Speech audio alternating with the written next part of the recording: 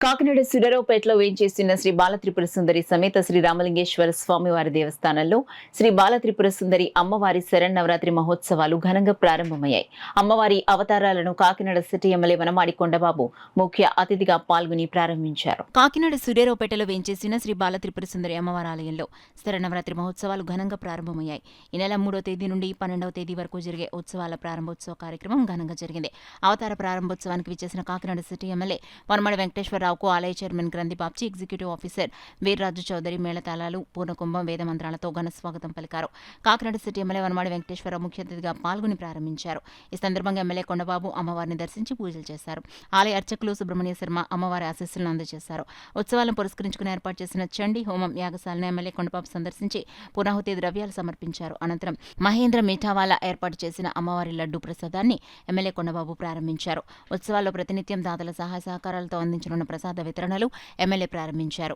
BPL showroom అధినేత Gemini Ganesh తొలి రోజు భక్తులకు ప్రసాదాన్ని పంపిణీ చేశారు. ఈ కార్యక్రమంలో నేమాని సత్యనారాయణ, ప్రకాష్, టీడీపీ నగర అధ్యక్షులు మలిపూడి వీరు, లక్కరాజు సత్యనారాయణ, మమతా శ్రీనివాస్, వడ్లమాని కాంబాబు, బుర్రా శ్రీనివాస్, ముత్యాల అనురాధ, రాణి, కె రామచంద్రరాజు, చిట్టినీడి దార, చొల్లంగి వీరబాబు, వీరంరెడ్డి వెంకటలక్ష్మి, శ్రీనివాస్, బొమ్మల వెంకటేశ్వరరావు, దంగేటి సతీష్, అదేపల్లి గంగరాజు, టీడీపీ నాయకులు, కార్యకర్తలు, మహిళలు పాల్గొన్నారు.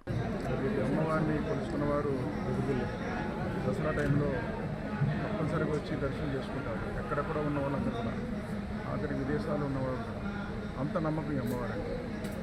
ఈరోజు 9 రోజులు కూడా 9 అవతారాల్లో అమ్మవారిని దర్శనం చేసుకుంటారు. ఆఖరి రోజున అయితే బంగారు చీరతో దర్శనమిస్తారు అమ్మవారు. ఆ బంగారు చీర దర్శించినట్లయితే 1,00,000కి పైగా భక్తులు వస్తారు. రోజు చూస్తే 50,000, 60,000 నుంచి 70,000 అలా వస్తూ ఉంటారు. దాని తగ్గట్టుగా ఏర్పాట్లు చేయడం జరిగింది. తీర్థ ప్రసాదాలు ఇవ్వడం జరుగుతుంది. అన్నదానం కూడా ఉంటుంది. అన్ని ఏర్పాట్లు కూడా చేయడం జరిగింది. భక్తులకి ఎటువంటి అసౌకర్యం కలగకుండా అన్ని ఏర్పాట్లు చేయడం జరిగింది.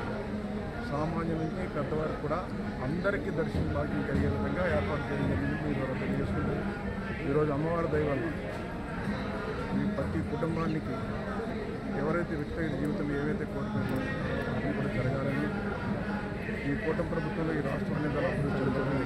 అమ్మవారి దగ్గర అనుకున్నవన్నీ జరగాలని మనస్ఫూర్తిగా కోరుకుంటూ మరొకసారి ఈ బాలకృష్ణ అమ్మవారి దేవాలయంలో ఏదో ఆలయ కమిటీ వారు ఎవరైతే ఉన్నారో నా గంధబాబు గారు కానీ, సభ్యులు కానీ, ఈవో గారు కానీ, ఏర్పాట్లు చూస్తున్నటువంటి కమిటీ వారిని అందరూ కూడా ఏర్పాట్లు పర్యవేక్షణ చాలా బాగా చేస్తున్నారు. వారిని కూడా మనస్ఫూర్తిగా